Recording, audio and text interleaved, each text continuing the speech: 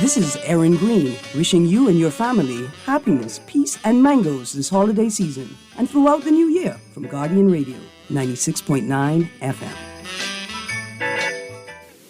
The views and opinions of the hosts and guests are their own and do not necessarily reflect the views of the management and staff of Guardian Radio.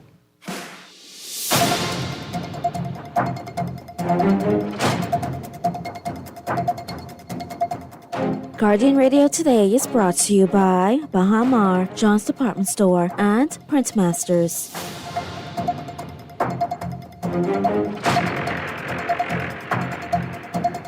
And good afternoon, and welcome to another edition of Guardian Radio Today, the Christmas Eve edition, December 24th, here on Guardian Radio 96.9. I am your host, Pastor Dr. Cleveland W. Eneas III, also known as Kahun Anku Sarah, and I'm happy to be here with you.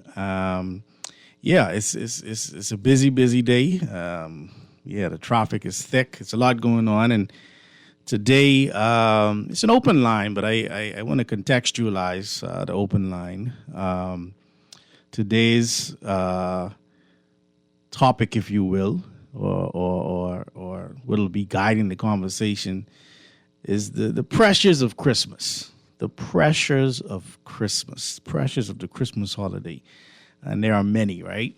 Let me just give out the phone lines for those who may want to chime in, and then we'll dive right in. But 323-6232, 325-4316, 325-4259 in the Family of Islands, 242-300-5720. Of course, the Guardian Radio text line is powered by BTC 422-4796. Of course, standard text rates do apply. We are streaming live on GuardianTalkRadio.com, and we are also on Cable Bahamas Channel 969 or BTC Flow Channel 612. The pressures of Christmas. Several things I want to talk about.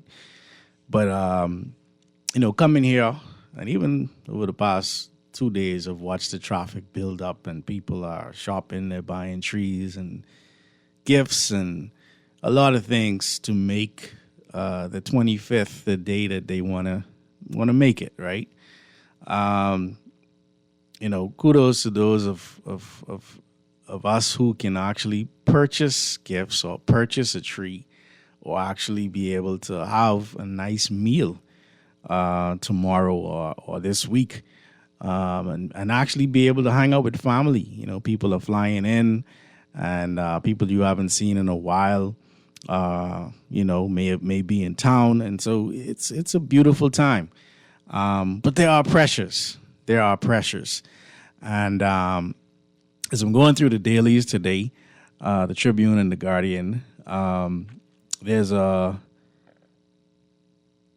in the Guardian, there's a IDB study that explored how poor public transportation burdens the lower income families. Now, why is that relevant to today? The buildup of traffic, on a regular or during the regular times, is already bad. But if you're trying to go near the mall right now or certain areas, it don't even make sense. And if you're trying to rush, it don't make sense. If we had proper transit systems, it would definitely assist us. I've talked about this before, but I was happy to see that there is a study that has been done. Now, the way they contextualize the study, or the scope of the study, they did it based around navigating school journeys, right? They talk about barriers and enablers for children and caregivers in Nassau, Bahamas. And they looked at 4 New Providence schools: Uriah McPhee Primary, Sybil Strawn Primary, Doris Johnson Senior High, and C.V. Bethel Senior High, right? And they found that most of the people doing the picking up and the dropping off, 83% of the sample of parents are women. So mostly women driving and picking up and dropping these children off. Now, this is just dealing with school pickup and drop off, right? I understand too that if you don't have a proper transit system, then what happens? You need a car, right? And that's kind of what this study kind of really, it boils down to, right?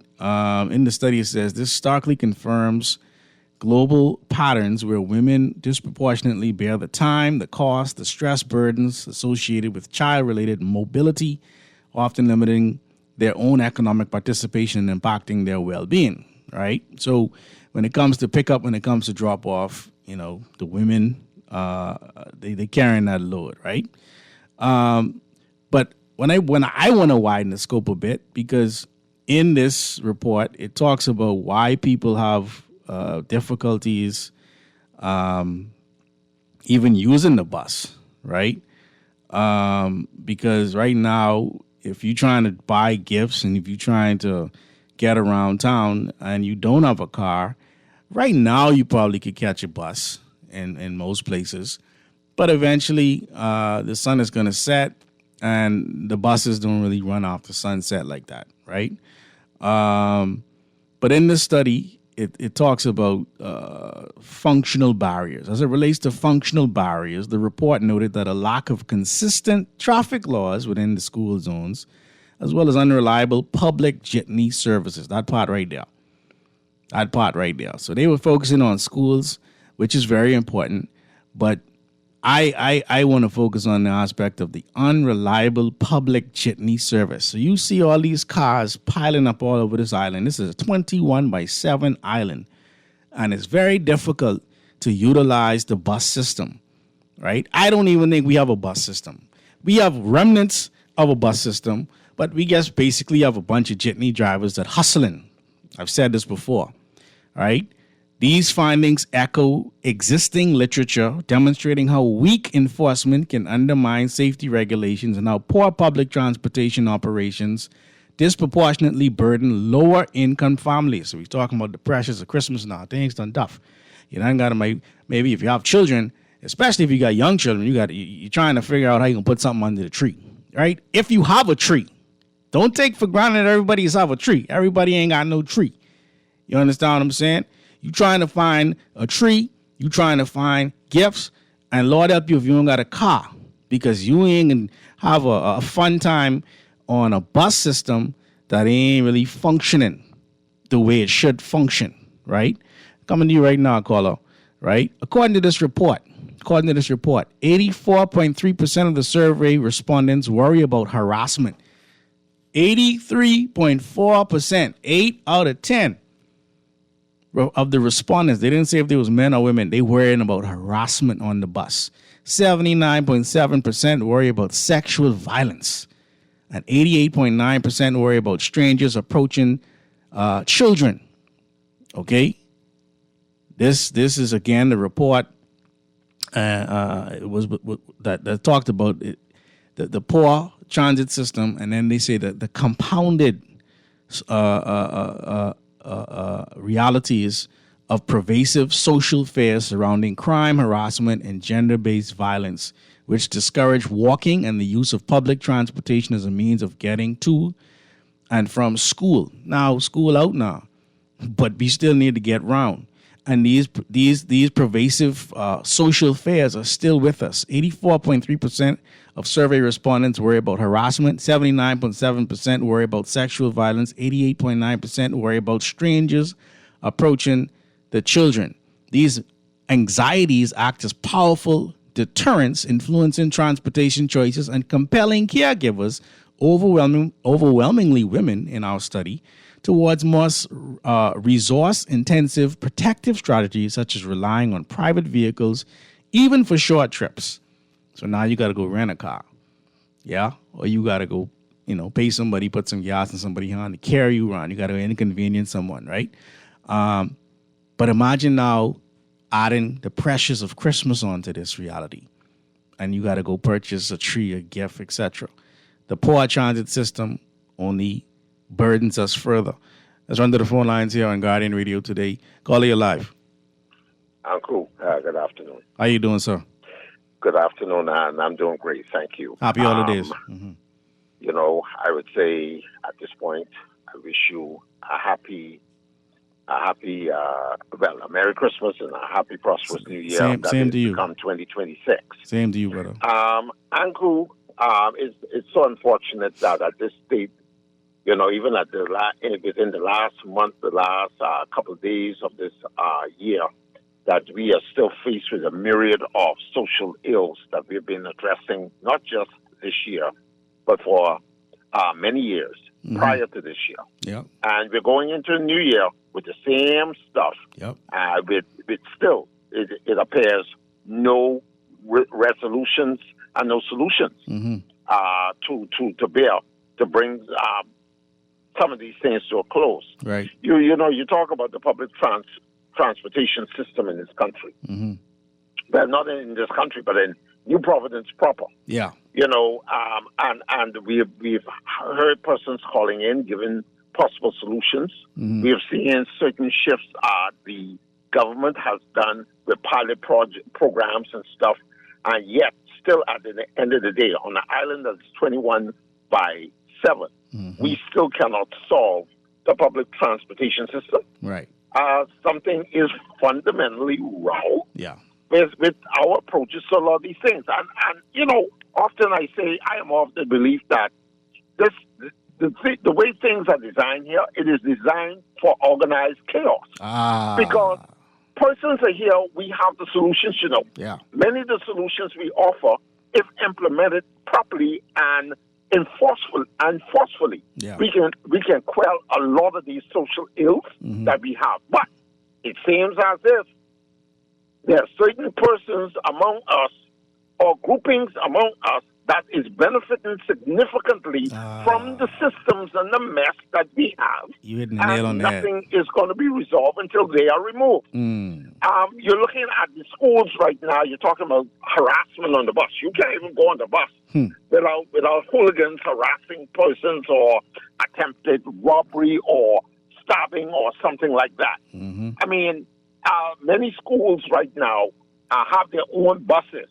I think the time has come as when we have to equip our schools with adequate buses to drop their students to their domiciles. And it's hard to do that because it means that there's no true trust in the public transportation system. Yeah. There's no security measures put in place on these buses. Do we need to put police officers on these buses in order for persons to feel some type of security, safe and security while they are transiting? What is it that it's going to take? Yeah. My last point for 2026 that I like to see, and this is what I really calling about, not meaning that to move away from the topic that you're discussing. No, go ahead. It's open line. But these are banks with persons who are issued checks. Right. And their customers, their clients are writing checks to their account. I'm glad you're bringing this up. I'm glad you're bringing this up. And the bank then is telling you, in order for you to get your money today, you have to deposit that check to your account at your bank, which means that still you do not have access to the money that you have made. Crazy. Because you now have to deposit that to your bank in order for your bank to send that check to the bank of the person who has paid you this money, have the money on their account, and you can have access to it instantly. Yeah. It is totally ridiculous. Yes. The central bank has got to step in, because I'm going to tell you, this matter is not faring well with a lot of us. Yeah. If that money you're depending on that money now, and that client who has paid you has the money on their account, you can't walk into their bank and take that check to the counter with your IDs. Present your IDs and get that money that you worked so hard for and get the money direct from their account. It is ludicrous. It begs the question as to why did you give your client a instrument or a tool to pay people with that the people that they're paying with cannot use at that bank? Because they tell you in some instances you have to have a bank account. That is utter foolishness. Yeah, I agree. Utter foolishness. You go into Canada, and I can guarantee you, you don't have to have an account with another bank. The bank there will honor another bank check because it's in their system. Right. They gave you the checkbook. Do we allow them to bring these practices here to disadvantage Bahamians? Yeah, I don't It's a bunch of foolishness. It is.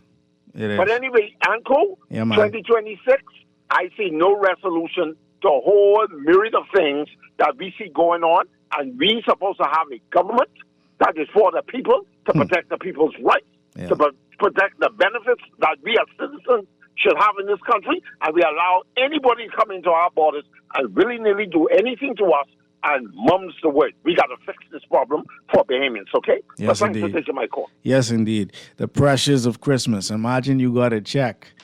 Someone paid you a check. And, within the last 2 days, you got to go to cash this check because you got to go buy gifts. You got to go buy a tree. You got to go buy food from the food store because you got Christmas dinner tomorrow. And the bank telling you can't get your check cash. This is what I'm talking about. The pressures of Christmas, right? So this IDB study, and I see some more calls coming through and get to y'all in just a second, right?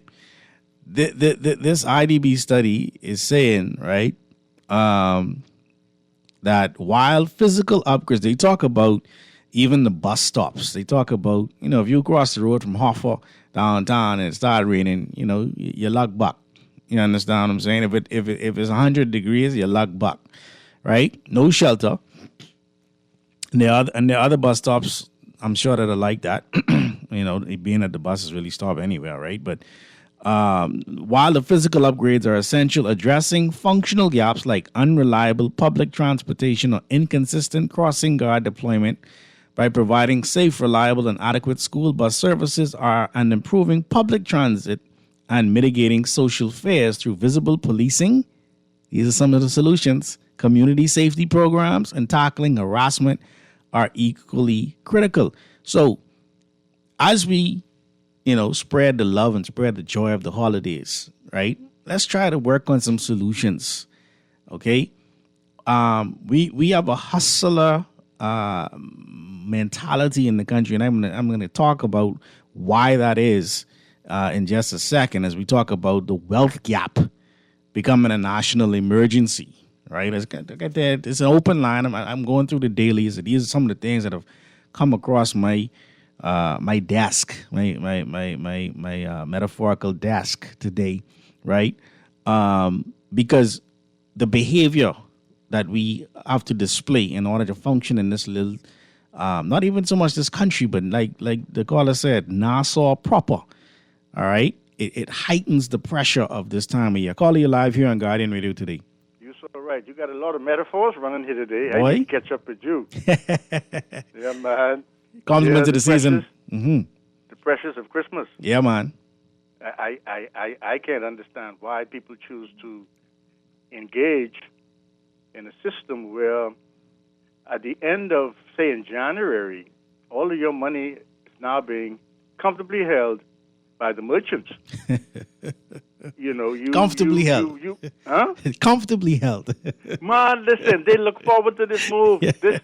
This move went all the way back before we could even go back, and then further than that. Mm-hmm. Mm-hmm. All right? Mm-hmm. For some strange reason, I don't understand why is it that we believe that other people should tell us how to live our lives My Lord. and how to celebrate our moments in time. My Lord. No, you can't.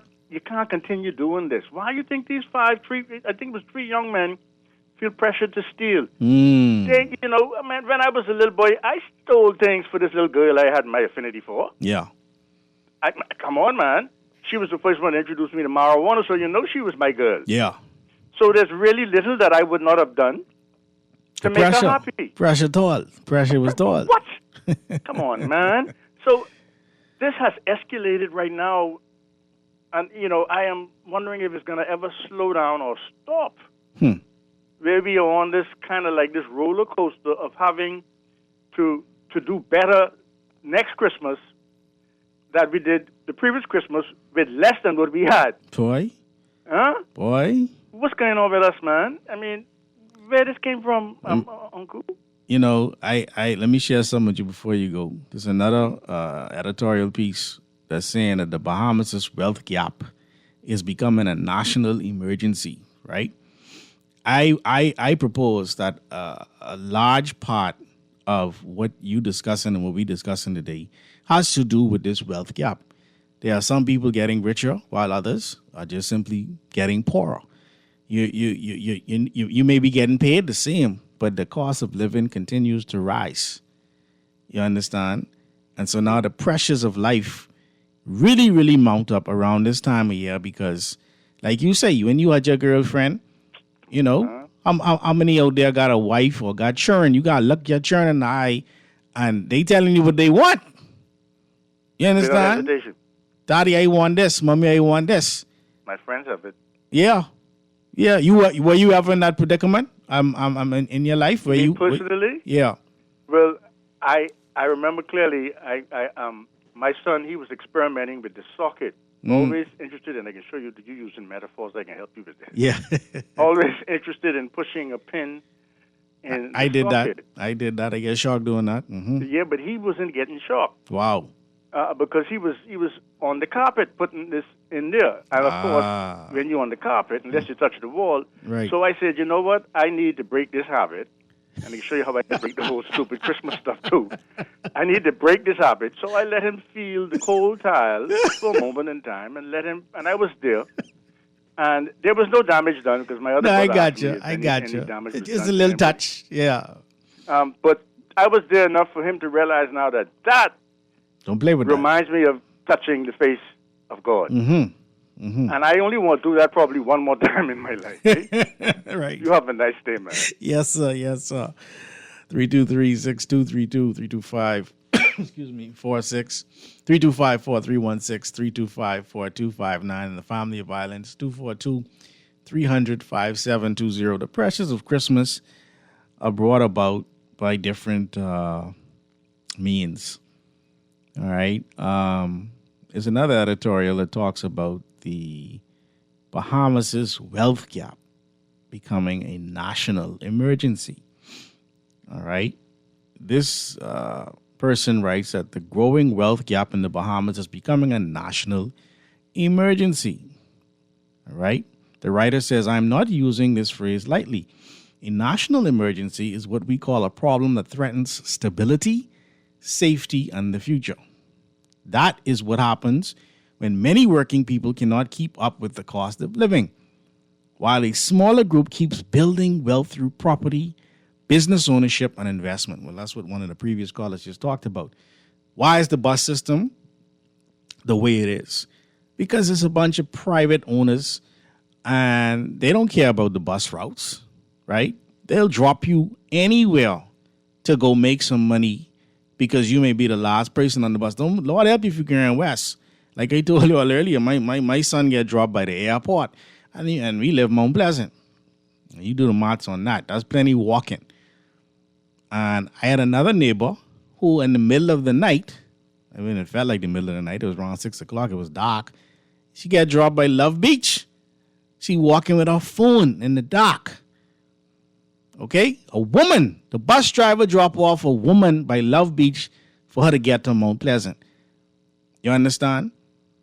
But why are you catching bus? Is because, again, there's a wealth gap. There's a huge wealth gap. There are people who, as working people, the cost of living just continues to go up. Every time you turn around, there's something else you got to pay for, or your money just doesn't go as far as it used to go. Call ICU coming right now. We should also be clear about a major strength we still have. The Bahamas has strong foundations we can build on. We have a world-class tourism brand. We have strategic location close to major markets. We have a hard-working population. We have growing, because they love say Bahamians don't love work. So I see all these foreigners around here working while Bahamians looking for job. But we have a hard-working population. We have growing talent in entrepreneurship, trades, and services. We also have strong communities, churches, civic groups, and families that still look out for each other. These strengths matter because they mean we are not powerless. We can fix this if we choose to act. Let's run to the phone lines here on Guardian Radio today. Call you live. Hey, good afternoon, Uncle. Hey, good afternoon. How you doing, man? Good day. Good day. Yeah, Uncle. If you allow no particular flag group, right? But if you allow the immigrants to take over the country, right? Mm-hmm. We can't expect for things to happen for a nation that the immigrants took over. Mm. right? Right. And we keep being deceived to the fact that people would look and sound like us and grow up with us and born with us and move with us and identify to a certain degree with us, right? Mm-hmm. But they're really, through their actions, they're showing us that, like, hey, all of that is real, but see what we are showing you. We are unified with us, right? So, so the Bahamas have to start looking out for the Bahamas, right? It's not we are the most lovingest people in the world. I don't know if that's even a word, right? But right. There's only two nations in this part of the hemisphere where people try to really get to, right? And that's the Bahamas or America, right? So when you can have leaders what could look at, what can't really identify the reality what exists in the world, people trying to come here because why? They know here is a place that, once we get here, the chances of our life improvement exist. Yeah. Right? Mm-hmm. But we have leaders who just pretend that, Bahamians don't need to have a good life. All Bahamians need to have is the fact that they are Bahamians and they are, obligated to pay the bills that wherever we go in the House of Assembly and because those bills, whatever they occur or accrue or gather up or cost, right? Payments is the ones who have to pay for them, and they all and they are the payments who are leaders, don't really care about, right? Because they only look at those us as a group of people that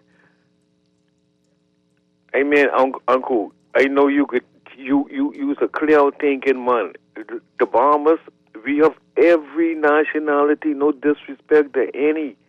But because of all of these people here, that says a whole, it says so much about our country, but only them enjoying it because wherever they came from, they are here because here is better from wherever they came from. But Bahamians, right, can't experience that same, joy of being in the Bahamas like foreigners. Yeah, when they migrate here. In our country, you got people who come in here and in some instances living better than us. It's a sad. That's the point I'm making because that's why I said it doesn't matter.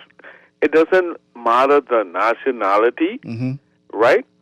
It appears that the Bahamas is becoming a place where once you are not a Bahamian, the opportunity for you is far greater than the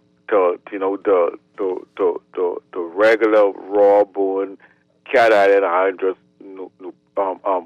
That's for example, Bahamians, right? You ain't have there's no more pathway for you if you don't follow by all of these.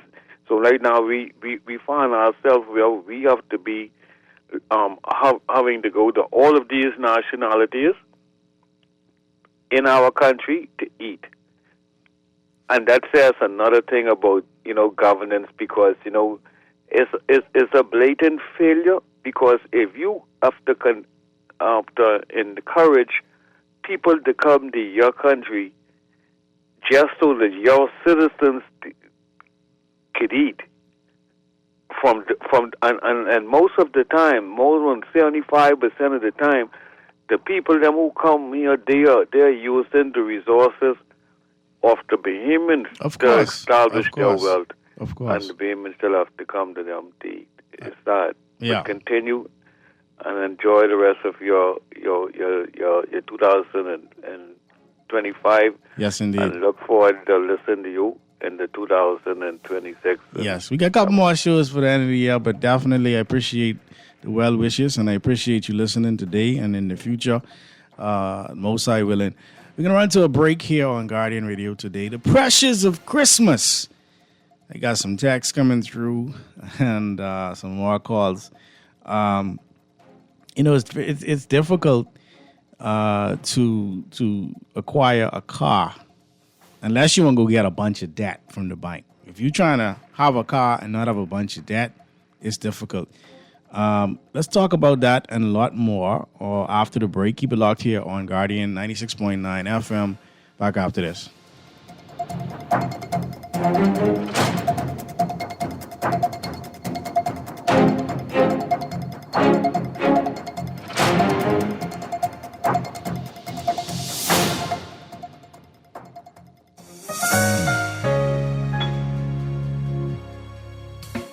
Struggling to find your financial rhythm? Make that move to Fidelity and let us help you orchestrate your financial goals into perfect harmony with free financial coaching sessions. Make that move today. Call 356-7764. Fidelity, we're good for you.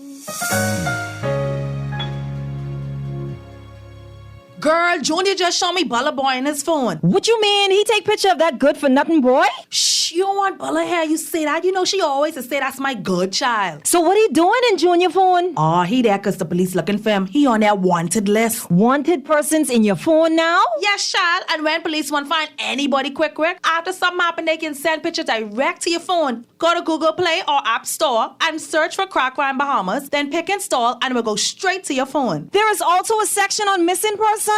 Yes, girl. Everybody needs to get this app so police can tell us right away when these people go missing. Just like an alert system. Yes, it has numbers for Crime Stoppers Bahamas, so you can call and nobody knows it's you. Call directly to Miami and give the information without giving your name or anything about you. I tried the other day, and when I hear Junior and his boys talking about where they hide those guns, I walk quick round the corner and call that number. Call 328-8477 from Nassau or 242-300-8477 from the Family Islands. You try to rest, roll with the best.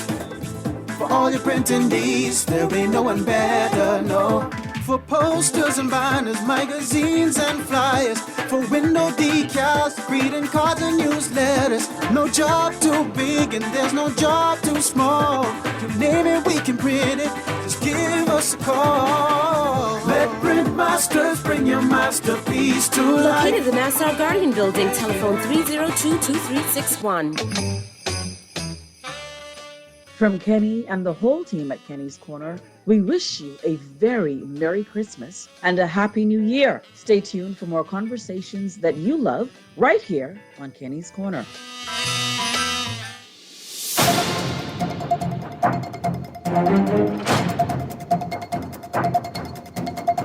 And we're back here on Guardian Radio today with your host, Pastor Dr. Cleveland W. Eneas III, also known as Kahun Anku Sarah. The pressures of Christmas. The pressures of Christmas are on. We were talking about the bus system, or lack thereof. And this texter says, Uncle, people are not catching bus because of a wealth gap. It is mostly like it's due to life choices, financial literacy, and bad family planning. When you can't learn, you want to spend money on rum. I don't know how the text sounds, but this is how I'm hearing it in my head. When you can't learn, want to spend money on rum and have a lot of kids, you have to catch bus. Now, texter, I find a lot of naivety in that text. Okay, because there are people who are financially planning. There are people who are being responsible with regard to having children. And see, I always have an issue when people blame children for the poor economic realities in this country. Because the people, generations, one or two generations before me, they are one of 10, one of 14. Okay? So you mean to tell me a person who only have 2-3 children, right? And not today now, that's a lot of children in today's world, right? How is it that when our GDP was so much lower, we could have 10, 15 children in a family? But now today we got this great tourism product and our GDP is much better. But now to have 2 children you catching hell. There's something wrong with that. That is a part of the wealth gap that this particular writer in the papers. Let me go back to the article. Right, was talking about. Right, the economy can grow on paper while households struggle in real life. That's why I say the text is naive. I don't know how many children you have, Texter. I don't know if you believe you are so responsible that you are averse to the economic pressures of life. But I can tell you right now, plenty of responsible people catching hell right now. Okay? Yes, if you being irresponsible, there are consequences. That's true. But it ain't only the irresponsible people catching hell right now. Okay? Even when inflation slows, prices can still be high. Okay? Imagine you want to bring a car in, right? Imagine you want to bring... Now, we don't make cars in this country. Now, if you want to buy a car, okay, a cheap new car can cost you over $20,000. A cheap new car can cost you over 20 grand. Okay? Now, the bank will give you a loan, like, because the car is the collateral, and they'll give that to you, but now you in debt, right? But if you want a really nice car, all right, you talking upwards of, $50,000. Don't want a truck. Like, really? Like, we buying cars for $50,000, $60,000? Like, what about land? Like, plenty of people who need a car don't even have land yet, right? All right, this is another part of this article. All right, that's so important to talk about, right? Do you buy gifts? Do you buy a tree? Do you pay rent? Okay, rent can still be too expensive. Food can still cost too much. Wages can still fall behind. People, you're working. Listen to this scheme. They got us under now, right? You work for people. Watch what they do to us now. You don't get paid every week in most instances. That's why I like working construction, because I just get paid every Friday. You working in many businesses, and you either getting paid bi-weekly or every month, which means you lending these people, after you work for them, you can lend them money. If you getting paid bi-weekly, you can lend them money for at least a week. The second week, you'll get paid at the end of that week for both weeks. If you getting paid every month, you can lend them money without interest. That's how I look at it. You can lend them money, right? You can work that first week, they ain't gonna pay you. They owe you. They can work that second week, they ain't gonna pay you. They owe you. You can work that third week, they ain't gonna pay you. They owe you. Then that fourth week, you can get paid for that fourth week another weeks prior. But you've essentially loaned them money. You lend them money every month, interest free. And that's the program we under. You understand? So the real question is, are ordinary Bahamians able to live and build wealth in that economy? Housing is one of the biggest pressure points. When too many people must rent for life. Some people don't even think about buying a house. It makes sense. I have a friend who just finally got his mortgage sorted out, and man, what do you have to go through for that? My Lord, what the bank's asking you for? The things he had to go through, right? They are paying someone else's mortgage. So when you paying rent for life, you paying someone else's mortgage instead of building your own assets. Now, renting is sometimes necessary, but when it becomes permanent for a large share of the population, and that's the problem we're in, the wealth gap widens automatically. So that's housing. Housing is even more important than having a car, Texter. So if you paying to live somewhere, you ain't got no money necessarily to buy a car. So guess what? You catching bus. Okay? And you catching bus in a systemless bus system. Okay? Home ownership is one of the main ways families build stability and pass something on to their children. A country that makes home ownership unreachable for its working people is planting future social problems. Let me read that again.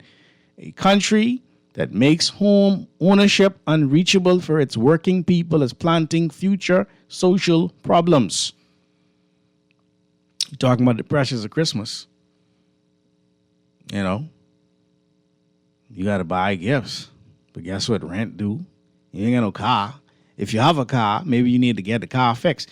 Then the money what you was waiting on to go fix the car or to go buy a car or to go buy gifts or to go buy a tree, someone wrote you a check. Oh, boy. So you went to the bank. Then you go to the bank, but you don't have an account at that bank. So now maybe they don't want to cash your check. Maybe they want to tell you got to deposit it. You got to open a bank. There's all kind of craziness going on in this country. I'm not saying every bank does it, but some banks is running game big time. You understand? Let's run to the phone lines here. Call you live. Uncle, sorry to call back again. Yeah.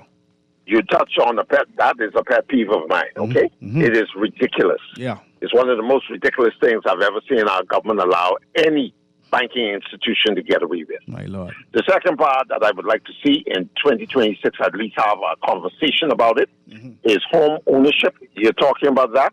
Yep. I believe anybody who has been in their home for over 25 years, the real property tax on that house should be eliminated. It should be abolished. Yeah. Because then it means that you spend all your money buying a piece of land, Yes. which isn't even still your land. It's still crown land. Yeah. That's crazy. You put a house on top of it. You use your earnings to put a house or a structure on it. Yeah.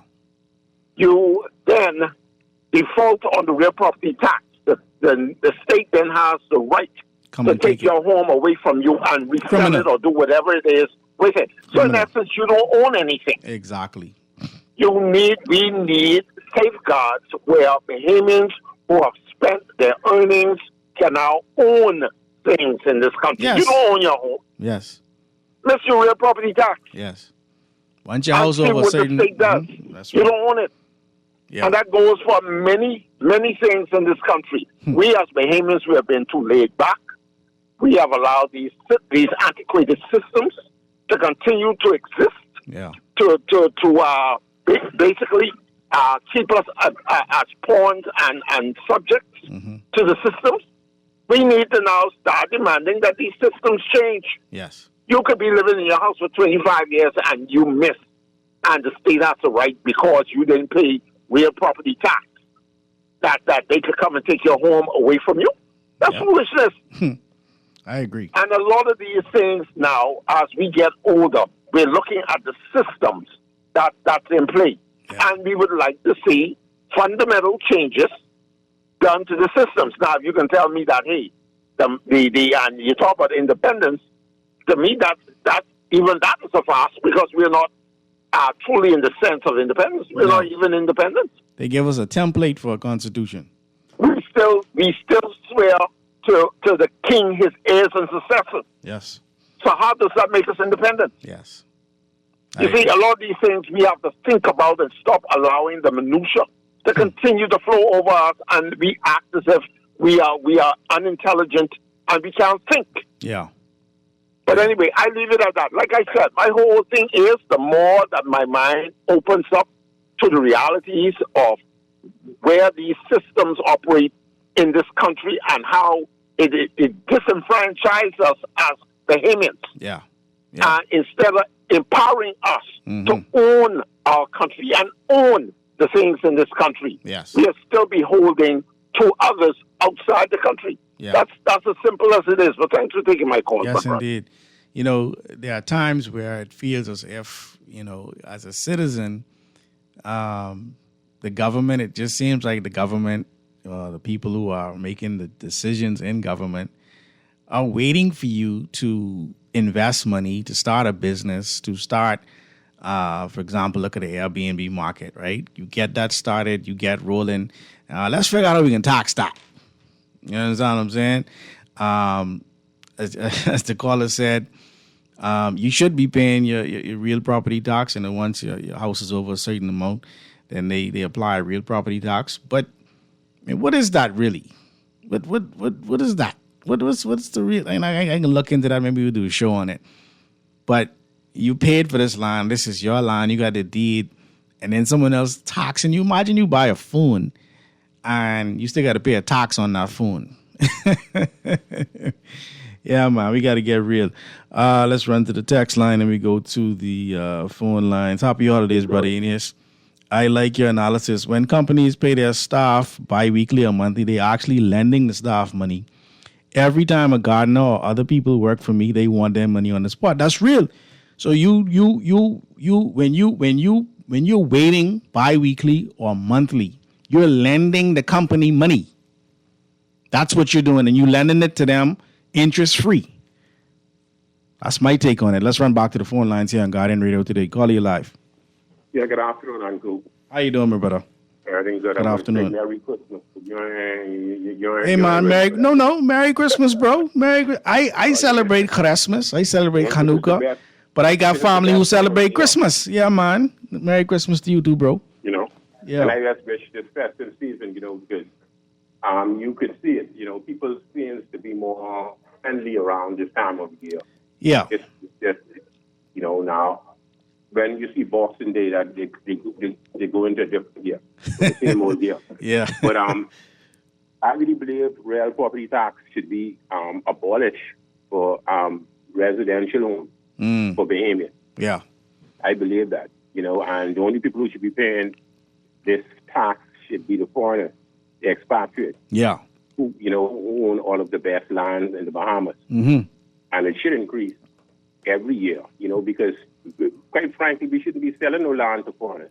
I agree. We should have been leasing this land. And you know, if I had anything to do with it, I would increase it every year until they realize that it'll be more affordable to lease land in the Bahamas than to own it outright. Mm-hmm. Because they can't take it with them when they go, so why sell it?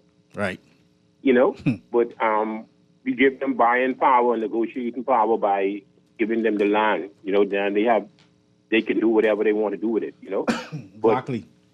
But that's a bad policy for Bahamians. And the government shouldn't be in the business of taking your home because of real property tax. Yeah. You know? Yeah. But that's what they do, Uncle. Mm-hmm. And, you know, and I believe that... Listen, I want to hear something before you continue. I type in the reason for real property tax in the Bahamas, right? The reason for real property tax in the Bahamas is to provide a reliable source of inland revenue that funds essential government services and public infrastructure for the community. Listen to this now, Cleaver. Specifically, the tax revenue is used for infrastructure, maintenance, and development, such as fixing and maintaining roads. Funding, listen to this, funding public services, including healthcare and education. My Lord, the hospital break right down. You understand? The roads break right down. This what they taking y'all's for. Okay? Yeah. You know, okay? But that's a bad practice, and the next prime minister, whoever it be, should have, you know, they should advocate to abolish that. Yeah. You know? Yeah. And I don't see why they don't, you know, and then this thing, you know, land skyrocketed when, I think it was 92. Yes. When the Immovable Property Tax was replaced with the Land Holding Act. Yeah. That was another bad one, you know. Because now we can't afford our own land.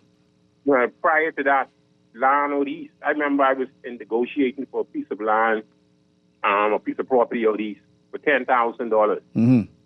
But before it could have materialized, that thing kicked in, and the property skyrocketed to over $35,000 overnight. Wow, over 3 times more. But these the same people who would have gotten land for $2,000 and $3,000, you know. Yeah. The politicians. Yeah, they said, you know, they got they their straight. land back in the day for They straight. $2,000, $2,500. Mm-hmm. But then when they got in, they made it kind of outreach of the average Bahamian, Yeah. which was wrong. You know, but they did a lot of bad things, and I don't know why they did it, you know. But nobody have more land than politicians in the Bahamas. There's a particular politician who said he for 20 years, he has bought a piece of property every year for 20 years. I heard him say it on the radio. Every year for 20 years. Yeah, they own all the land, Yeah. but I would tax them to death. Yeah. You know, Yeah. if I had anything to do with it, they would find out. You know, I would see what we need. We need some independent ANCO. We need some of the best surveyors on the planet, Mm-hmm. and they should be able to survey every square inch of property in the Bahamas. Mm-hmm. That's where you find out who owns it. Yeah. But And if they don't claim it, you take it. The government take it. Well, I You know? see. But no way. See Gordian, that bias where he gave just some people all the land and give the majority of us none. Right. You know, Right. that's greed. Yeah, you know? that's the word. You know, Yeah. that's greed. need. That's the you know, word at the right end of the day, they can't take it with them when they go. No. And then when you look at, they say they leave it for their children, but they don't really want to die to leave nothing for their children. You know, they wish they could be here forever. You know, but and then the thing about it is, you see how some of their kids, what they do with it after they are gone. You know, and some people, if they were to come back and see what happened to their material possession that they prize, they'll die again. You know. Yeah. But we really got to look in 2026. Looking at this national development plan. You know, we've been running the country on coup for years. These people have been running the country years from the top of their head. Yeah, just to keep power. They only run the country to keep power. That's it. You know, not from to their head. But they haven't really, you know, but I mean, when you look at our population size in 7, I think it was around 167,000. We had the ideal model, not only to be the safest place on planet Earth, we could have done so much things because of our small population size. Yeah. And no way the gap should be that vast when Right. you look at the have and the have not. Yeah. It shouldn't be this aspect. But it's They're bad. not really motivated to really look like they want it this way. They want to keep it this way. Yeah. And I mean, come on, we should all be able to function economically in this country. Yes. And another thing I wish that I don't want to see next year is all of these feeding programs. I mean, I don't believe, when you look, Anko, growing up as Bahamians, we could have gone, being hungry wasn't an issue, even though we were poor. You Right. could go to neighbor, you could go to family, you can go whatever, you can get food. Yeah. But all of a sudden now, everybody's saying they feeding Bahamians. Yeah. Are these people really Bahamians that they're feeding? Boy, it's a good These question. Bahamians don't have no relatives? That's I a don't good- believe it. You know, and we need to examine that, man, because for me, it's embarrassing. Yeah. It's embarrassing to see where we come to. The Bahamas is supposed to be one of the richest countries in this Western, when you compare us with other Caribbean countries, we're supposed to be, we are there. Our proximity, we're next door to one of the greatest countries on the planet, the U.S. Why do we have so much of these feeding things popping up all over the place? Yeah. And let me tell you. Either I don't want to say it, but I don't believe that we are at that level. And if we are at that level, leaders should be very concerned. Yeah. They should be very concerned to eradicate whatever this is. But I believe most of these people who they're feeding don't have no family ties to the Bahamas. They are immigrants. I believe that. The majority, overwhelming majority of them, because I've seen it. Wow. But we should be able to examine these, it's too embarrassing for the Bahamas. We are not like this. We are bigger than this. Yeah. We are much bigger than this as a country, but this is where we are, Anku, after 52 years. We talk about black versus white. The Bahamas, under our colonial masters, when you look at our colonial masters over the last, who run this country for 300 years, and you compare it with our black leaders who run it for 52 years, our black leaders have given away more crown land in 50 years that our colonial masters did in 300 years. We just giving it away like candy, giving it away. One time, we had a foreign investor who got acres of land in Mayaguana to build the largest air strip. They call it a runway on the planet. That's what they were supposed to do. Imagine that. To build. It's a reason why other countries don't do it, but it never materialized, and I believe they should have the land. Well, I appreciate it, man. We got to run to the break here on Guardian Radio today. Again, my name is Pastor Dr. Cleveland W. Eneas III, and we got to go to the news. We got to pay some bills, and we got to come back to talk more about the pressures of Christmas. Back after this.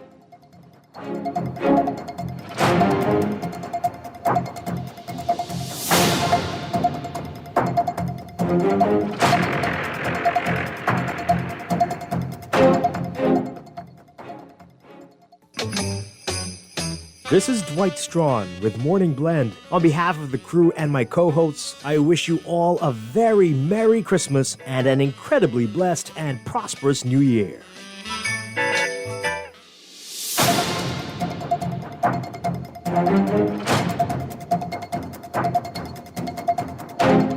we're back here on Guardian Radio today with your host, Pastor Dr. Cleveland W. Enius III, also known as Kahun Anku Sarah. The pressures of Christmas are on, and people are running around buying gifts, trees, etc., etc. Some of you already got your gifts in your tree. You're all chilling out today. Some of you didn't have the money to get the gift for the trees, so you're chilling out today. Whatever the reason for your pressures, or for lack thereof, we have in the show today. Run to the text line and then to the phone line. This texter says the reason for the feeding programs and proliferation thereof is that government is appeasing to the Haitian migrants. I live in the Angliston community, and I won't even waste my time going to no social giveaway because Haitians are all there. They simply outnumber us in the inner city. And the government say they love us. Keep the programs and keep the political hearts of the migrants. Wow. Okay. Next text that says, I strongly agree with the last caller. The Bahamas has become a country of school and social welfares, beggars, freebies, and handouts. This is not a good reflection on us. We should be more advanced than this in 2025. Let's run back to the phone lines here on Guardian Radio today. Caller, you live. Yeah, I'm cool. What's going on? Everything cool, man. Thanks for calling. Yeah, I was wondering too. I get to wish you a Merry Christmas too. You can wish me Merry Christmas too, Khalif. Yeah, yeah. Listen. You know, when I come on the radio to share about what it is that I do personally, it's not to tell people that I despise what others do. So I take you Merry Christmas. I take all of that. Yeah, man. You know what I'm saying? You and your family all the best, and I'm happy and safe all it is. Yeah, you too, brother. But I agree with you, man. See, we don't get nothing fixed in this country. A couple of years ago, but 10 years ago, Glenys Hanna Martin, when she's in transport minister, the bus system, which he's trying to get. But I agree with you, man. It should be mandatory that a bus go to Mount Pleasant, that a bus go to Adelaide, that a bus go to Marshall Road down the Baghdad, that a bus go to Hana Road, that a bus go on Yamacoa Point on the curve. And we have 1,000 bus jumble up in East Street, Blue Road, Market Street, and you can't get a bus to Mount Pleasant or Adelaide. My Lord. The bus driver tell me and my wife one day that he ain't going to Mount Pleasant this time of night. I say, boss, it's 6 o'clock. He say, if you won't catch the bus Mount Pleasant, you can get around 4:15. I say, boss, we wait. People just get off 5 o'clock. Exactly. You understand? And, on that South Ocean Road, going to Albany. Yes. And I just been there. There are so much condos and apartments and luxury bed and bill out there. So if you ain't got transportation out there, dog, eat your lunch. Yeah, you luck buck. With a bus, with the license of the bus, and a certain number, and with their license, it's supposed to be mandatory that they care to be human people as far as Mount Pleasant and beyond. Yes. If they have to go to Jaws Beach, that's right. They should be able to catch a bus there, man. That's what a system would do. See, we don't have a system yet. We get hustlers right now who run in these bus like there's cheap taxis. That's what's going on. Yeah. That's what's going on. Because your son, if you have an 18-year-old son, 19, and you don't encourage him to go to work and get a job. That's my point. But I have an 18-year-old son, right? He's go to BTVI. So some days he's catch the bus. Right. So now on his way back home, the driver telling him he ain't getting him out. He drop him by the airport. That discourage him. You understand? Right. Not only is that discouraging, that's dangerous. Safety too. Yeah, and like you say, do the math. You see how far the airport is. Come on, man. Pleasant. Yeah. Man, but see, that's how we operate in this country, you know. Yeah. I see last week, Monday and Tuesday. Now, we have 12 months of the year. We have all type of time to paint the lines in the road by the Marathon Mall. We can wait till the Christmas season. Making no sense. 1 o'clock in the afternoon. We can have one lane open up the traffic from there, the East Street roundabout, down to the Robertson Road roundabout, and then down by Scotiabank to the next roundabout. We sensible in this country. My the Lord. director of Wakes and the permanent secretary are smart people. They got GCs and everything. They can paint the lines in the road 1 p.m. in the Christmas season around the Marathon Mall. That's the Bahamas right there. That's how the Bahamas is operating. You have a nice Christmas there. You too, brother. Yeah. The pressures of Christmas. I don't know why they had to do it. Maybe they have to justify why they paying them. I don't know. I don't know. That's not the best time to do it. When there ain't nothing in the road, it's be traffic. So now you can add people painting in the road. Wow. You know, in this country, we have so much potential. We have so much potential. And all it takes is some will. A little bit of will, a little bit of effort. Because when we go off this beautiful island and country of ours, we fall in line. When we go to America, we fall in line. When we go to Europe, we fall in line. But unfortunately here, we just, we throw a lot to the wind when it comes to actually making this place run as smoothly and effectively as possible. So we are a nation of hustlers, right? People who got job, got to have 2 and 3 other side hustle just to make it. Not to be rich. That's the thing. Bahamians ain't greedy and so far as they won't be rich. If we could just pay our bills, right? Maybe travel on a vacation once a year, right? Be able to just pay your bills, go to the food store, and get a family trip in once a year. Because you're on an island, you want to get off. If we could do that, you shouldn't have to be rich to do that. You shouldn't have to be rich to do that. You understand? Call you live here on Guardian Radio today. I give thanks and praises, Uncle. Yes, my Lord. I feel like a slave. My Lord. But I've broken Babylon curse. Choose Imperial the First, right? Now, to be honest with you, I know they can get mad with me, right? But I haven't, from I had my children, I never bought a Christmas tree still. Mm-hmm. I buy them gifts and things, Well, we bought a palm tree today. We just buy a palm tree.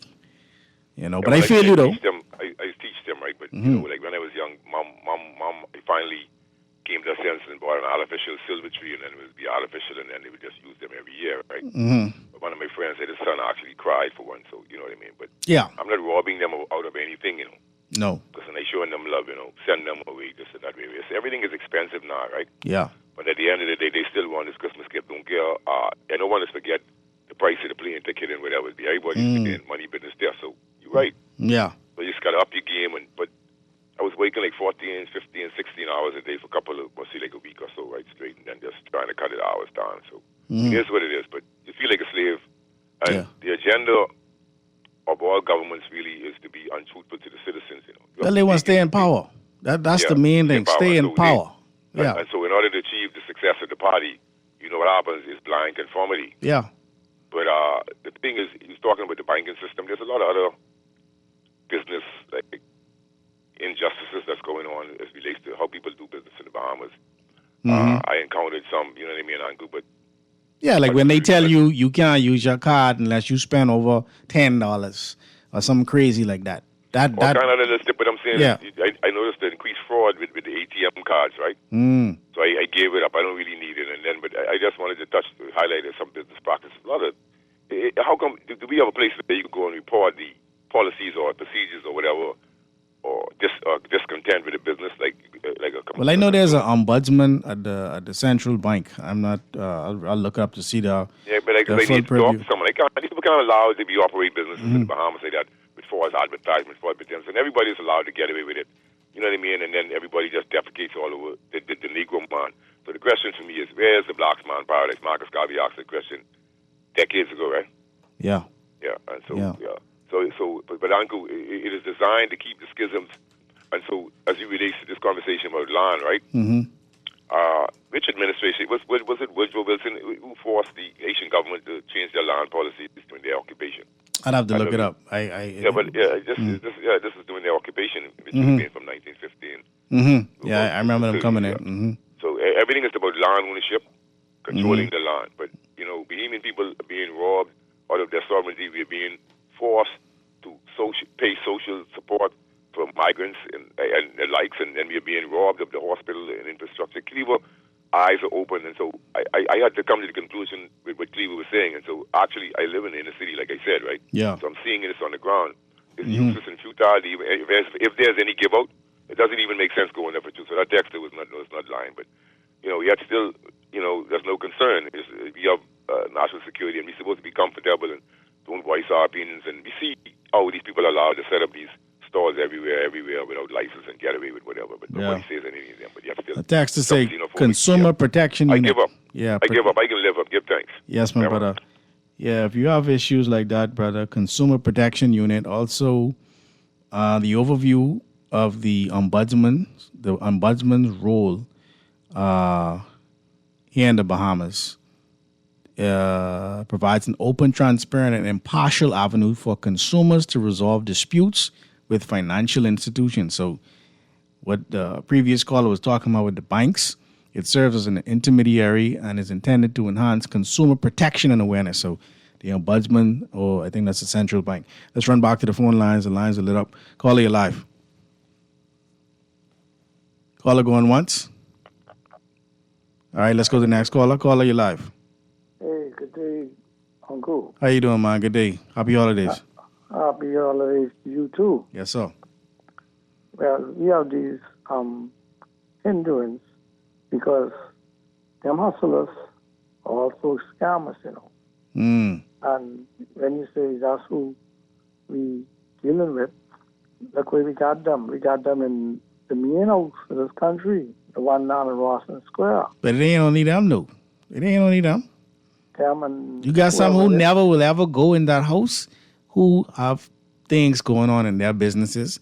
Like I tell you, you could go into some businesses, right? And they'll tell you, you can't buy a soda or a chip or something. You got to spend $5, $10 if you can use your debit card. And then on the next hand, you got financial institutions who telling you can't take out $10. You got to take out $50 or $100. Yeah, because remember who owned them companies for doing all this electronic money transfer, and you can't even buy a ticket from Bahamas Air unless you go across on the other side of the lobby and pay a certain company by a certain cabinet minister who them and all them who got the got shares in these places. And then when it comes to land, right? And then you own several properties all over the place. Right. They can't get justification from the same hustlers and scammers and the people who they appoint in these certain government ministries or these government officers or these courts, to put it on top. Okay? Because to quote the law to them, and then they ask if you have anything else to say, I'd be like, what else you want me to say, Your Honor? Anyway, you all have a nice Christmas, and that's how it is, because we know what they're doing. It's systematic, and the schisms like in the school make 52 say.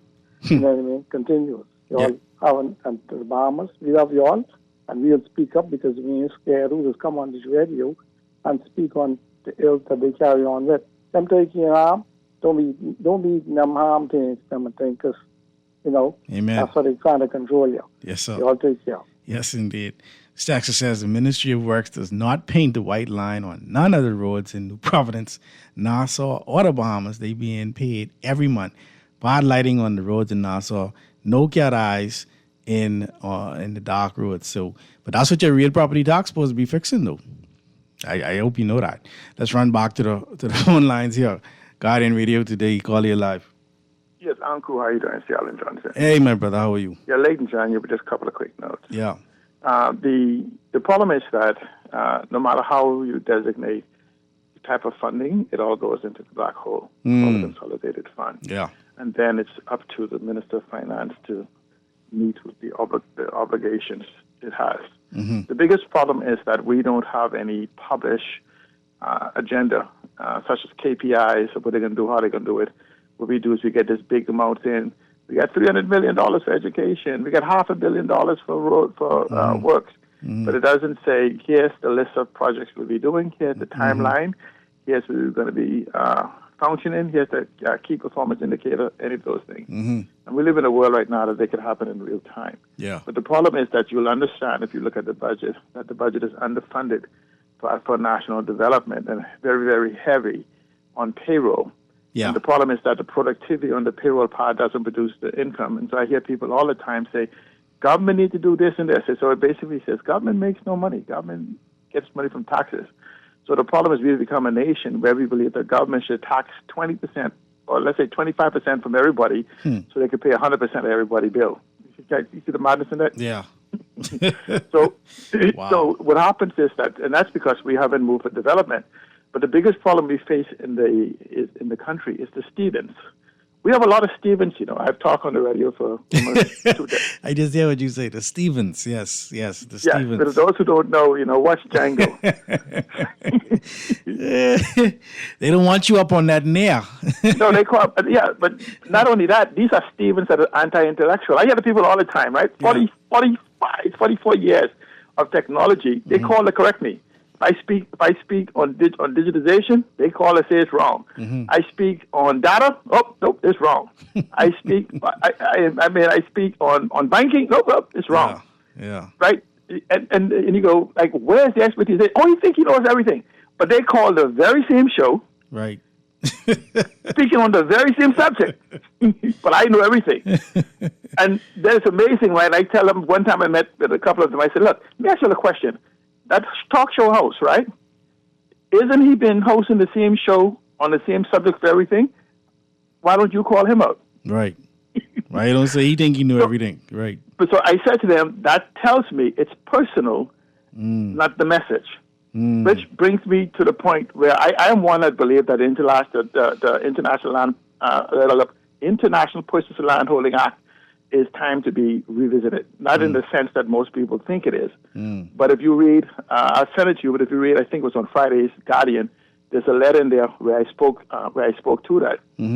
But what happens, though, is that, and I've said this for 10 years, the problem is the people on the plantation haven't realized the chains have been released and the fence has been torn down. And so even some of them may realize the chain has been released, but because of the habit of the constraints the chain has kept them, they dare not go beyond the distance the old chain kept them. Yeah. So, and so when you talk about banking, right, and we talk about, the foreigners come here. In the Bahamas, we use a asset-based lending service.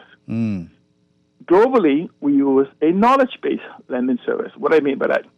In the Bahamas, you go trying to get a business, they want 20% down, this, your mom, your kids, and the future children, right? Right. So, and that's because they're looking to hold an asset. In the international developed nations, they look at the production value of what you have. So instead of doing the business, they look at the income potential, use the EBITDA, earnings before thing, earnings before interest, taxes, and amortization, and say, okay, good. This business, if run properly, will provide the ability to make the payments. They're interested in your ability to make the payments, not the loan. And then guess what? That business still, in lending you the money, act as a secondary backup to the revenue basis that you use. Here in the Bahamas, you walk in the bank. As soon as you walk in the bank, you got 20%. Have any children? Your mother's still alive? Right. So the problem is that do they let me ask you this, do in those the knowledge based systems, do they own a portion of the business until it becomes viable enough? No, they technically own all of the business, but they're focused on you proving that you're gonna generate capital. That's what I'm saying. Do they act as a no, they do. They do. It's the same loan, except the qualifications is based on the potential of income generation as opposed to the assets that you have. So, because see, what happens is you could maybe get $1.5 million loan with $1 million worth of assets in that knowledge-based environment. See, in the Bahamas, you still only get $1 million for $1 million. Right. See, for them, it's okay, you got $1.5 million. So the income from this $1.5 million will pay this mortgage, but this assets, at least if it's collapsed, we still have this asset as a secondary concept. That's why they lend you a car they lend you money for a car so quick. Yeah. See, what happens? This is the vehicle concept that I told people. Is this, that banks only lend money for vehicles. An automobile is a vehicle for transportation, a house is a vehicle for home ownership, and a business is a vehicle for wealth. The difference is the word vehicle is very important there. We say automobile and house or whatever, but it's that if you don't pay for the car, they take you and put somebody else in. If you don't pay for the house, they take you and put somebody else in. And the problem is that when we go for these businesses, we don't present it as a vehicle where they could take you and put somebody else in and the vehicle still functions.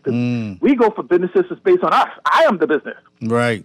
I function. And so it's just a matter of being taught what it is.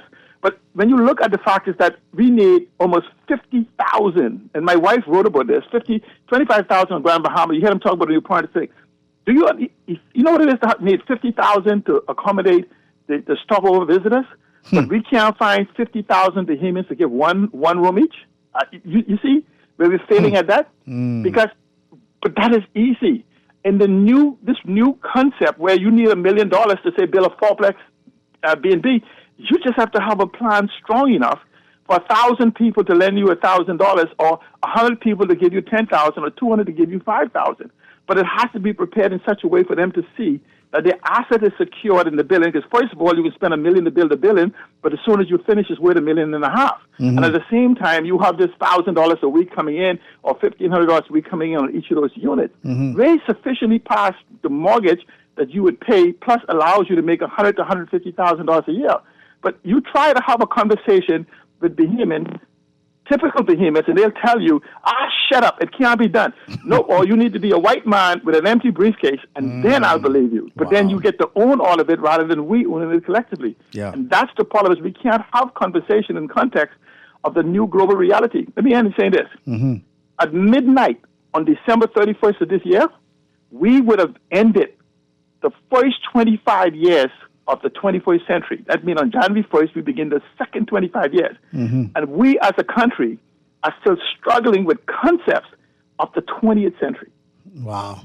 Using technology from the 20th century. Yeah. And so you have people who spend less than to go form billion-dollar companies than we spend on consultants, $130 million a year on consultants to the Office of Prime Minister when you count the people he brought back and the 60, 75 consultants. And we can't generate $1 billion surplus economy. And these children, and we call them children in their 20s and 30s, are doing it around the world. But, rest assured, my wife and I have worked for 5 years towards bringing that funding platform that you hear people, even from the Institute, talk about. And we will just put it there. But here's the problem with what I'm afraid of. If Bahamians don't believe me, the Bahamas will be gentrified. That's why I'm making an argument for land reform. Yeah. I appreciate it, T. Allen. We're going to run to a break here on Guardian Radio today and come back talking about the pressures of Christmas. I'm going to throw something else on the table when we get back. Keep it locked.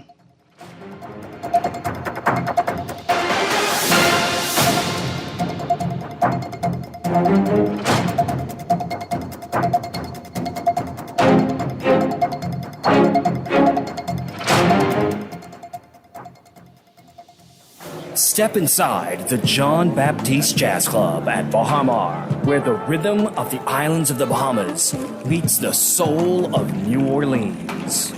Every night, the lights dim, the music swells, and the air fills with that unmistakable energy, the kind that makes you close your eyes and just feel. Savor signature cocktails, curated small plates, and live performances from world-class musicians, all in an intimate, artfully designed space where every seat has a story. Whether it's a romantic night out or a spontaneous evening with friends, this is where you want to be. The John Baptiste Jazz Club, only at Baha Mar. Reserve your table now at bahamar.com/jazz club or through the Baha Mar app, because every evening plays its own tune. Boy, why you look so mashed up like clothes at the washer? No, boy, just a hard day. What? Hard day? What happened? The breakfast lady ran out of tuna and gritty. We need to start joking about everything, This serious, boy. This real serious, boy. Boy, what's serious? Tell me. All right, well, today, boss gave us, boy, one big contract. And nobody else get a chance and nobody say nothing. Boy, you know that ain't right. You know government contracts ain't supposed to go that way. Yeah, but nobody's saying nothing. Boss man just tell people to sign the papers. Then he send me to meet his boy downtown and collect this envelope. You need to tell somebody. You need to become a whistleblower. You know I's a real man, but I never blow no whistle. I be drunk all my life and drunk. No way. A whistleblower is someone who tells people what they see when they see something wrong happening at work. But I ain't no whistleblower, and I ain't no snitch. I still white there, But ain't nobody can know it's you. All you gotta do is call Crime Stoppers, or you could text them from inside the Crack Crime Bahamas app. They don't ask about you. And your call goes straight through to Miami, so nobody know you is. And if you text, your message get mixed up like Kong Salad. Call 328-8477 from Nassau, or 242-300-8477 from the Family Islands. Always on the go? Missed the show? You can now listen to Guardian Radio talk shows anytime, anywhere on Spotify and YouTube by searching Guardian Radio 96.9 FM or by entering the name of your favorite show. You can also listen by logging on to GuardianTalkRadio.com and clicking on the podcast tab. Guardian Radio, continuing to provide you with fresh news and smart talk anywhere, anytime, all day. Love the show? Want to give your support? Become a sponsor today. Call 302-2300 for our rates and packages. That's 302-2300. Become a sponsor on Guardian Radio 96.9 FM. Fresh news, smart talk, all day. Happy holidays from Guardian Radio AM with C.A. Nuri. Have a beautiful and wonderful Christmas.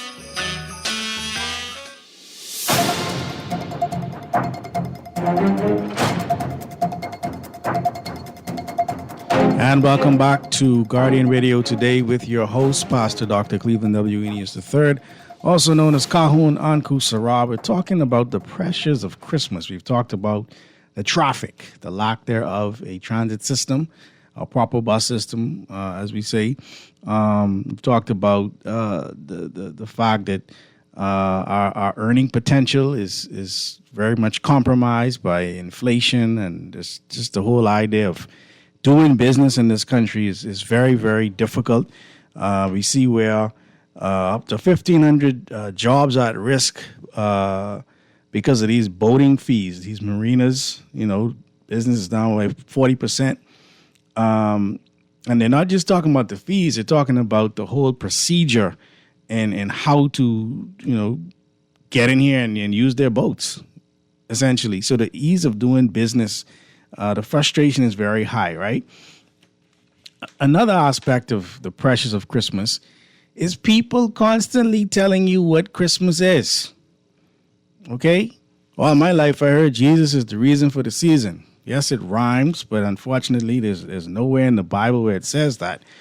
I opened the Tribune today, and there's a whole page dedicated to a particular Bible verse. It says Isaiah chapter 31, woe unto them that go down to Egypt for help. Now, it goes for a whole 9 verses, but I'm just going to stop there, because when you're saying woe unto those that go to Egypt, first of all, let's be clear. The Egypt that's being spoken of in Isaiah chapter 31, all right, is based on the Egypt all the way back in Isaiah chapter 19. In Isaiah chapter 19, what happens to Egypt, right? In order for us to understand why people keep telling you to hate yourself, right? Let's be clear. Isaiah chapter 19, verse 13, the princes of Zoan are become fools. The princes of Noph are deceived. They have also seduced Egypt. So Egypt was seduced. Who was Egypt seduced by? Egypt was seduced by many different invaders. In this instance, it's talking about the Macedonians, the Ptolemies that came in. All right. This word Zoan, all right, is talking about, they call it Tanis today, right? Tanis. Noph is called Memphis, where the Memphite theology was found, right?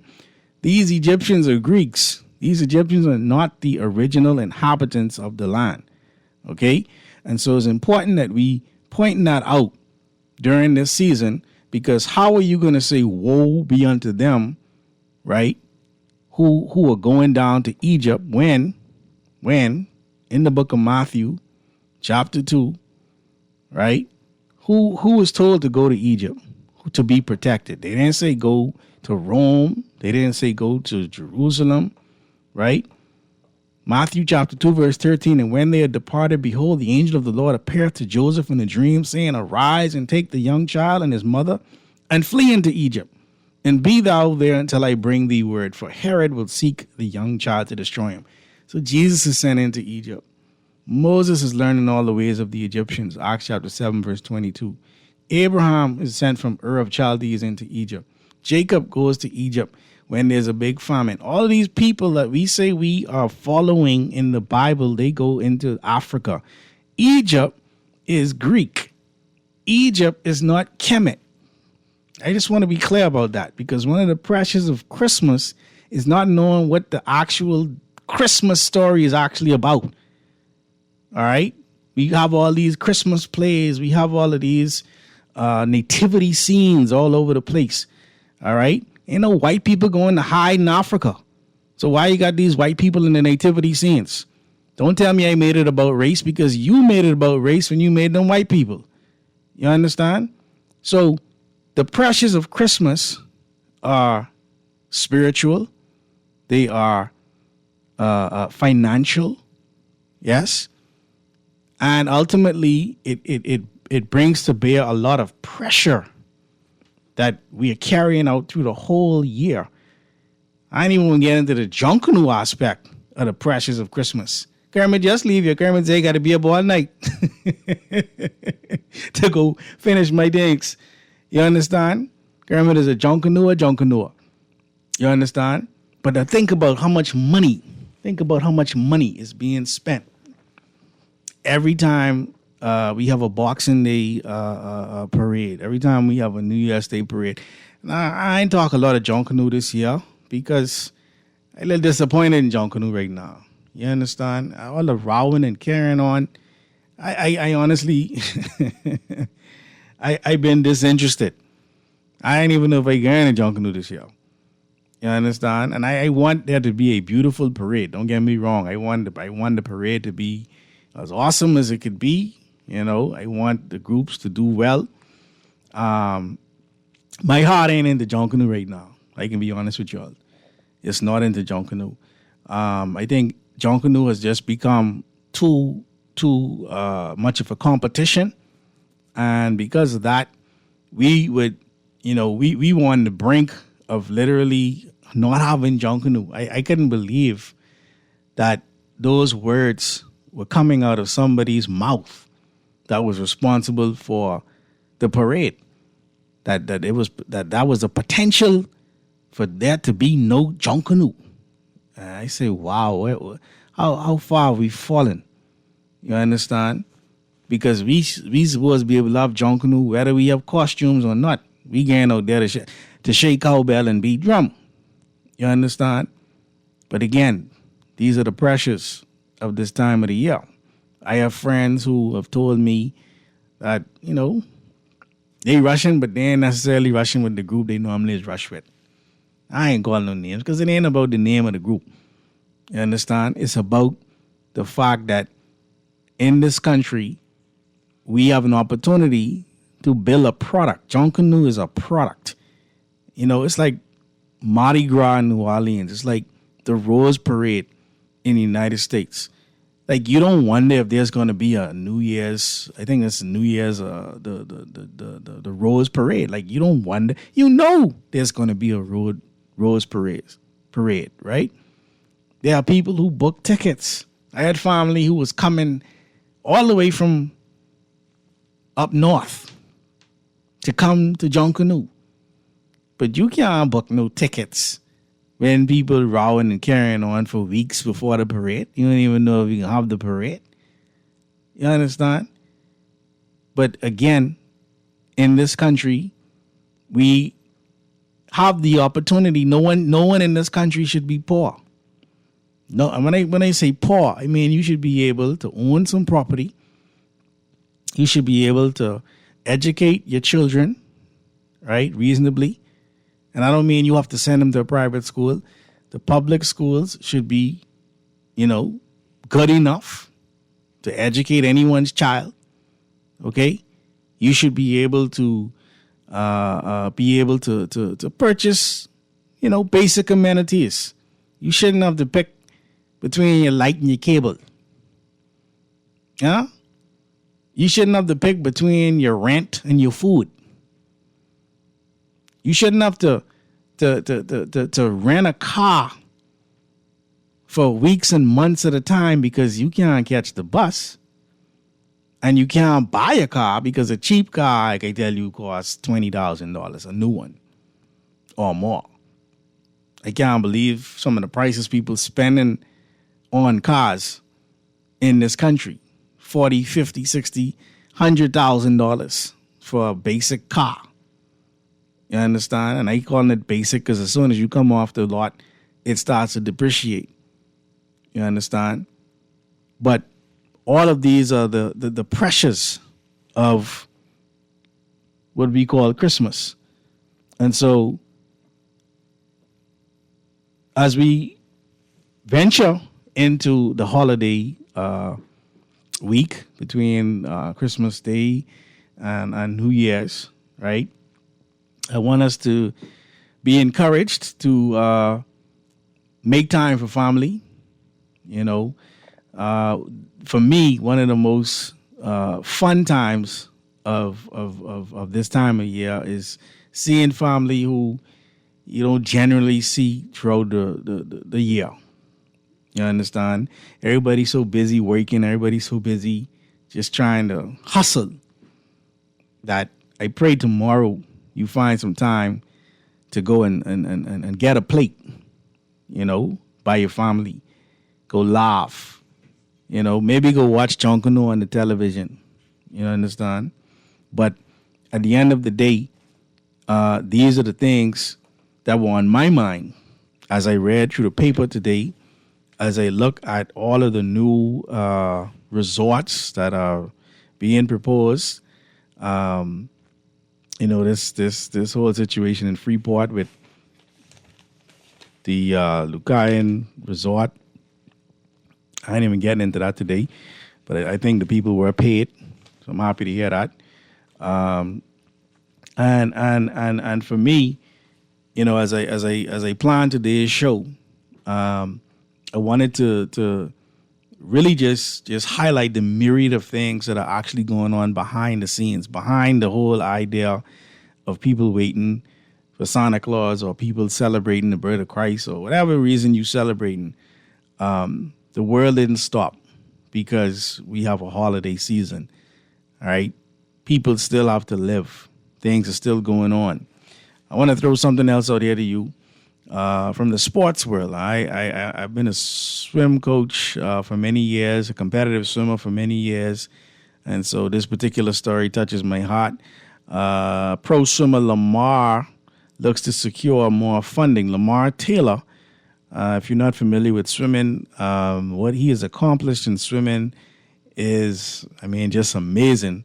But Lamar Taylor is moved into the professional ranks of swimming, and he's looking for some funding. You know what I mean? Swimming is not like basketball or football where you get a lot of money. And I'm still learning about how the professional ranks actually operate in swimming. But if you have an opportunity to read the sports section today, make sure you do. This is in the Tribune, I think. Make sure you check it out because the gentleman who's really representing the country very well is asking for some assistance with his pro career. He's in town for a couple of days. I think he leaves on Boxing Day, the 26th. But he did recently swim in a meet just to make sure that the children who are coming up, get to see him, get to touch him, get to actually experience who Lamar Taylor is. Because sometimes when these when you get into the professional ranks, they'll keep you away from getting in touch with some of the younger swimmers. So I'm happy to see that he did come home and that he did touch base with the younger swimmers. And so the last thing I want to look at as I continue this conversation on the pressures of Christmas is this idea, and again, the traffic is really a serious point of contention for me. But there was a time when the auto dealers pressured or suggested or influenced the government into making sure that any cars that came into the country are at least 10 years old. No cars older than 10 years old could be brought into the country. And so as I was doing some research to see, the reality of that, I'm realizing now, and I don't know how many of you are aware of it, that a Bahamian auto dealer suggested that the government should consider reducing the age limit for used imports from 10 years to 7 years. Oh, my Lord. See, the problem I have with this is when I know I brought in a couple of cars, right? But I don't bring in old cars. If I bring in a car that is older than 10 years old, I'm looking at the mileage of the car, okay? And so when I was able to bring a car in for $4,000 or $5,000, when you say a car got to be, no older than 10 years old, that costs the price of the car to increase. And I'm looking again at the greed. Yeah, I know y'all want to sell y'all new cars, right? Y'all arguing that the cars should go from 10 years to 7 years because y'all say it would promote the importation of newer, more fuel-efficient and safer vehicles. I don't believe you. I don't believe that's why you want people to buy these cars not older than 7 years. I think you want to ultimately be an option for people, which I'm mad at you. You're selling cars. You want people to buy your cars. But the cars cost a lot of money. $25,000, $30,000 and more for a car is crazy, right? And so as I look at the pressures of Christmas, as I look at the pressures of trying to meet the expectation of financial obligations and responsibilities, I also am looking at the pressures that are being placed on us by people who are in positions to influence the government to cause us to spend more money just to buy something that we clearly need because we don't make cars in this country. They can tax you to hell to bring it in, right? And then we don't have a proper bus system. And I could see if we had a proper bus system and you didn't have to have a car. All right? But at the end of the day, you have to have a car to function in this country. I got a text here that says, Uncle, you're playing a very crucial role in the fight to break Babylon curse. Trod on with confidence, be not dismayed by the heathen. Yes, indeed. Thank you very much, Texter. And that's really all I'm trying to do. I'm trying to make sure that as we build this wonderful country of ours, as we celebrate whichever holiday, we might be celebrating, as we meet friends, as we find a way to make it through the different challenges that we have, whether it's paying school fees, right? Or whether it's sending a child off to university, right? Or keeping them in university. All of these things play an important role in building our country. And I think that there's enough intelligence in this country. See Alan, he talks about digitization and being able to measure things in order to properly assess what it is you're up against. And he talks about I met his brilliant wife many years ago. She was brilliant even as a teenager. So I know she's smarter than Sia. I know he ain't mad at me for saying this, but I know she's smarter than him. But you don't hear her voice, right? But she's brilliant, right? But we gotta have governments that are not just merely interested in keeping power and making sure that their friends and they say friends and lovers, etc., are taken care of, right? The immigration issue that people are talking about in this country is real in many instances, whereby people are texting me and telling me, look, man, I don't even waste time going to no free giveaway, nothing, because the immigrants, they outnumber us. All of these things are what brought me to have this conversation today, in hopes of us making sure that, next week we can talk some New Year's resolutions and what we want to see for 2026. Because we can't keep moving in this vein and expecting the country to get better. It's not going to happen miraculously. Yeah, politics is one aspect of changing things in the country. But I could guarantee you there are more of us on the ground, those who will never go into the House of Parliament, than there are people in the House of Parliament.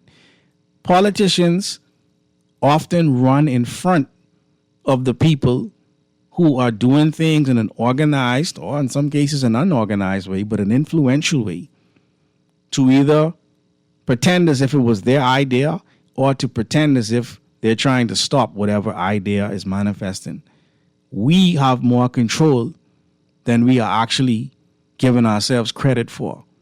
When the politicians come knocking on your doors, when they come to figure out how many people are inside your house and how many votes they could potentially have, don't just smile up at them and tell them how great they are and be happy. Don't be starstruck. Don't do that. Don't do that. Talk to them about what their future plans are for the constituency and how they're going to actually better the country by way of assisting your constituency. It can't be, and I saw another op inside the newspaper, I didn't have a chance to read it. We'll probably get into it another day, but they say political parties don't really determine elections in this country. You understand? We don't have true campaign finance reform, so at the end of the day, whoever the highest bidder is going to determine our future. Because these people can get your vote, and then they can turn around and they can do the bidding of the people who sponsored them. You understand? We cannot afford our own politicians. Let me say that again. We cannot afford our own politicians. Yes, we call them our politicians, but we're not working in groups. We don't have voting blocks. Not in any real way. And so because we cannot afford our own politicians, they'll smile with you, they'll come through, they'll, bring some ham and turkey, they'll bring some gifts, they'll put up a bouncy castle. But when you start talking about real property tax and why this real property tax still on your property even after you done paid for it, what they can do then? When you start talking about getting speed bumps put where they need to be placed because cars speeding through the neighborhood past a park where children crossing the road all day, what are they going to do? When you start talking to them about the high price of electricity in this country and how it's killing businesses, it's killing family relationships, it's that bad. You understand? What are they going to do? Are they just going to sell you another dream and you just accept it? How do we hold our politicians accountable outside of this craziness going on now called the holidays? Because everybody getting stuff now, so we giddy. January coming though. That 8-week month of January is on the way. All that money what you got paid up front early, don't spend it all this week. Put some of that aside for January, please. You understand?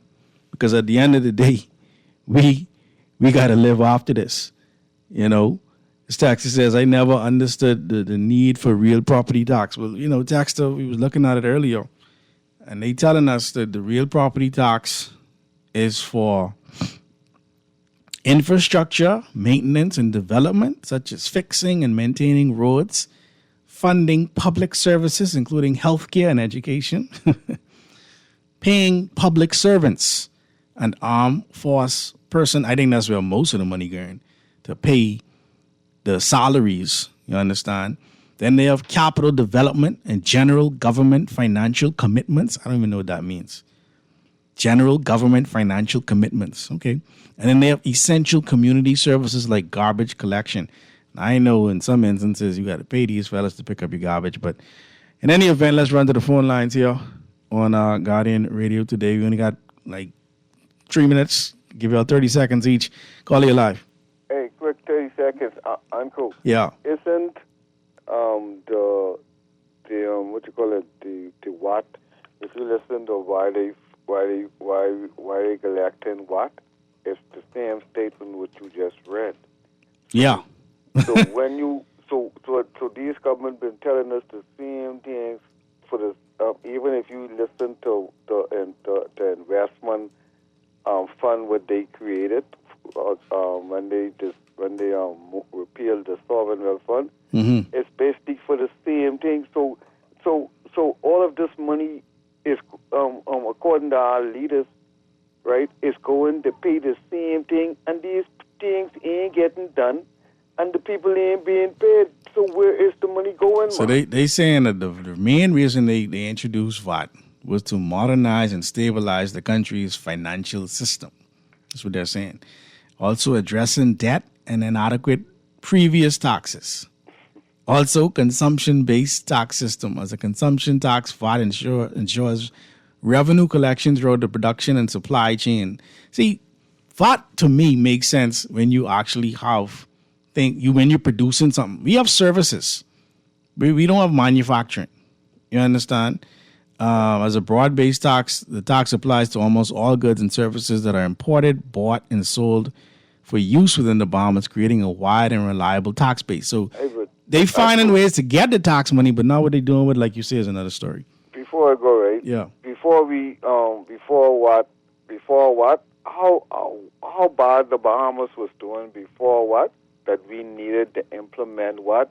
And we still ain't improve as a people because of the implementation of what? You have a nice day. Yes, indeed.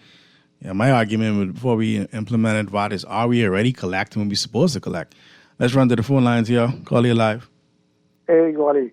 You said January coming? January coming by 8 weeks in January. Yeah. Looking forward to January coming, you know. Yeah. Because my great granddaddy in Watlands Island left us with 340 acres of land. Wow. He was a former slave. Okay. You know what I mean? Yeah. His name was what? January. Wow. you all have a nice one. Yes, indeed.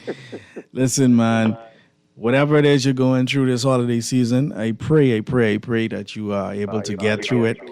I pray that you are able to weather the storm. I hope you have friends and family that you can reach out to. I hope you have someone you can talk to. Please, if you're lonely in these times, please reach out to someone to talk to, because I know these can be difficult times for people who may not have family and friends. And so I just want you to know that you are loved, you are cared for.